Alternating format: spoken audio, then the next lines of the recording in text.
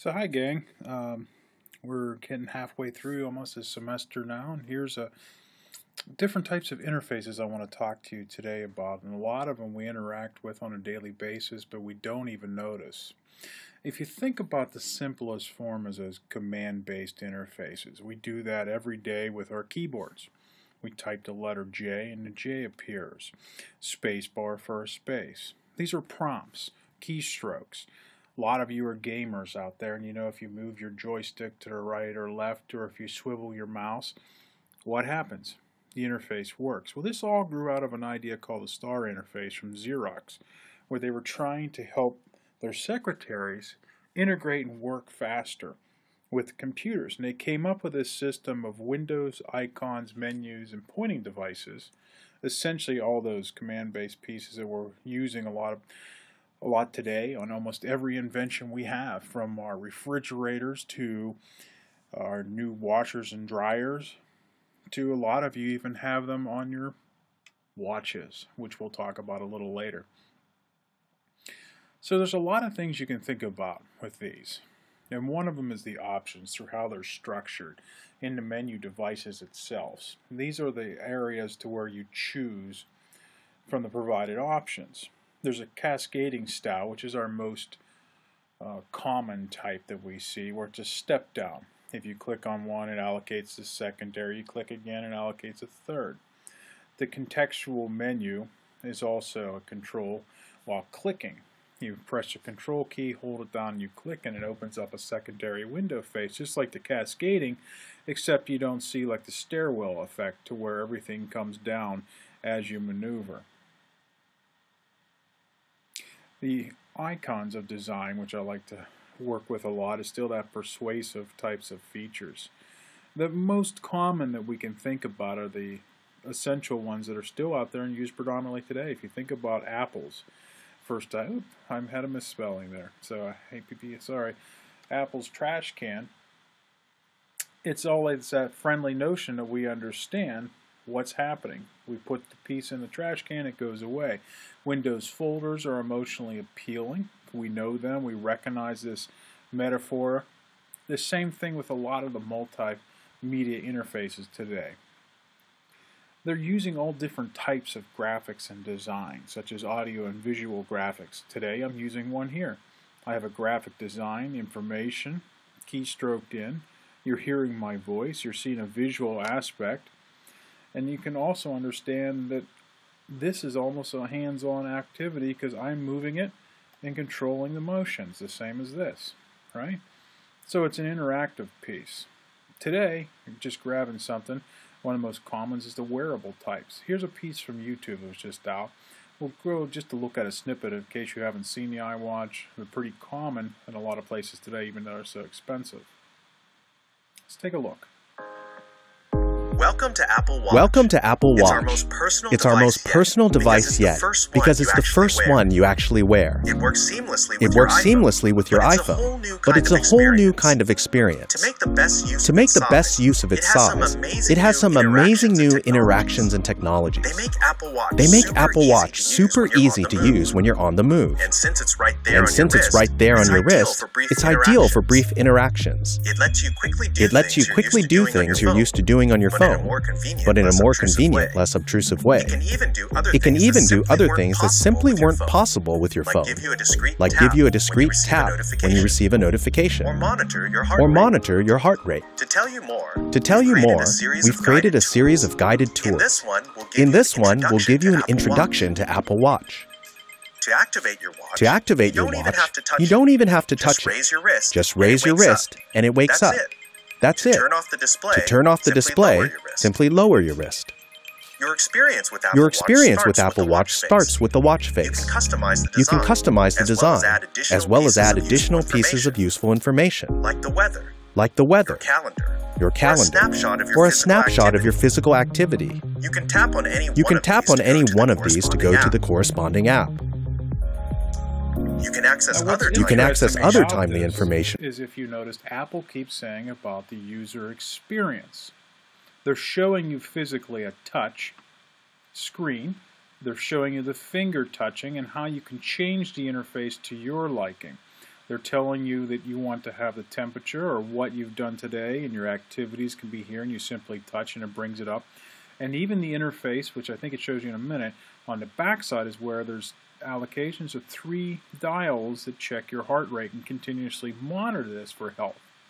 Watch as it changes the screen options. From your watch face with 2 simple gestures. Swiping up, down. And swiping down. Swipe up to see glances, which are bite-sized snippets of the content you check most often. Tapping on any glance opens the full app.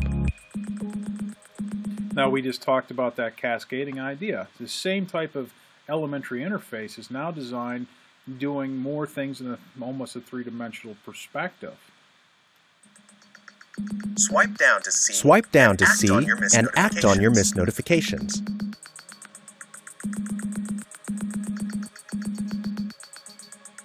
To see all of your apps in one place, you press this. The digital crown. The digital crown is a revolutionary input device and is integral to Apple Watch as the click wheel was to iPod.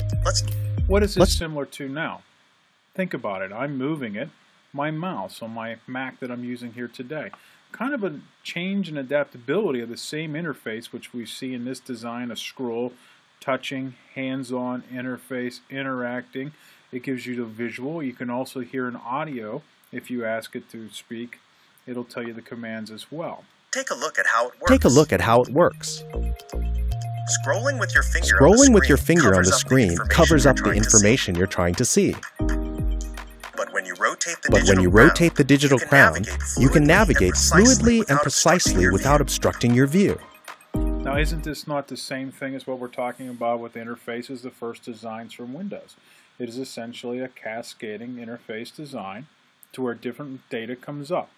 Touching it will change out, or Control-click, is it not the same as that functionality?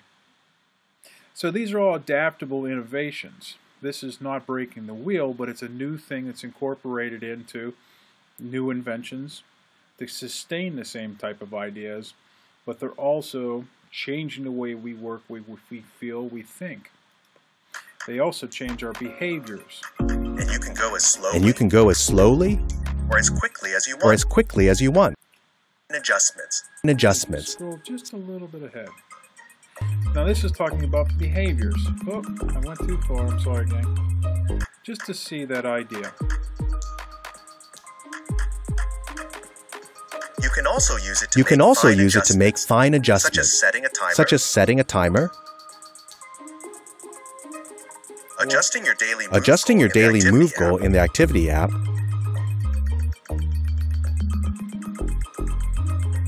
or customizing the design of a watch face. It was interesting to see the idea of the exercise where it forces you to understand. Let's see if the end part is here. Sorry, gang. This new technology is called Force Touch. In Maps, it's how you search for a location. Nevertheless, the interface is really interesting because it is changing our behaviors. I'm more interested in this one. At your tap, and even share your heartbeat. Pretty cool, huh? And that's your intro to Apple Watch. You're going to have a lot of an interesting interface design. It's hands-on. How's this going to change ourselves? You know, we have Fitbits now, and people are changing their weight loss and doing different things. We're seeing our heart rates. We're starting to understand more and more. When it starts getting into that virtual reality of interfaces is when it starts coming to that next level with Google Glass or the healthcare industry. Typo again, sorry gang. Is changing the way we actually use interfaces to monitor our own calorie intake or levels of cholesterol, or more important, diabetics, and they understand their different levels real quick now with new interfaces. Education, University of Pittsburgh is changing this way because there's now virtual classrooms to where all students have to report to class virtually in Second Life. There's actually 3 or 4 teachers doing all their schedule this way, which is really different. So police forces are using the virtual reality for training to understand good versus bad situations. So how do we look at these with appliance furnitures? You know, everybody sees about the the laundry applications now are coming out, or the kiosk in McDonald's I've talked about prior, and how they're trying to condition you so they can get rid of a workforce to use the kiosk that interacts with you.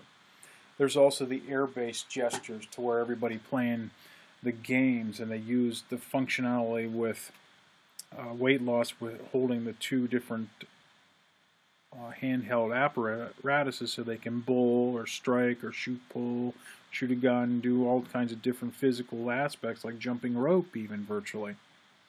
These multi-models are actually interfaces that use touch, sight, sound, and speech. Interestingly, it's going back into the world of business, and let's take a look at Amazon's pretty creative ad they just came out with, but look how this new interface they have called the Echo is changing the life. So, how much money do you have? Alexa, stop. Alexa, stop.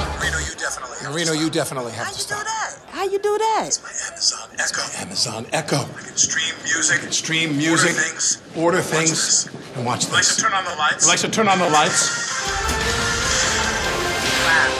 Wow. Breaded wings?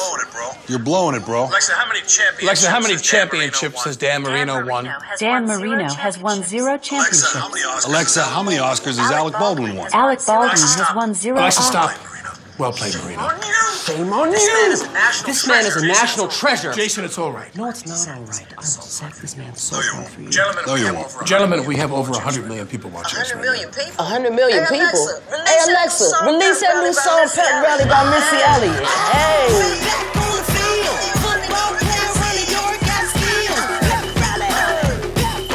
So the world's changing pretty quick, is my point.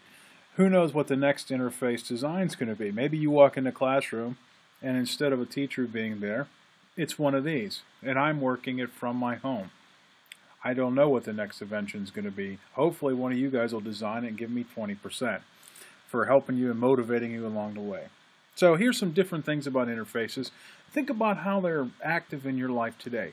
Where else do you see them? Do you see them in the gym? Yes. How are they doing that? I get on the treadmill every day. I can hook up my iPhone to it. I can play a Netflix movie through the interface, or I can change it so that it looks like I'm running with dogs through a mountain lake area. Or I can change the scene to a city, some way to motivate me and change my behavior to not be bored. It's pretty interesting how these interfaces are working today, and simple things that we don't even understand, or we use so commonplace we forget about them, like our telephones on a desk if you have one. Says my name and it tells me digitally the numbers I'm dialing. Who knows what tomorrow will bring, but I know I'm excited about it. Gang, I'll talk to you soon. Have a great weekend.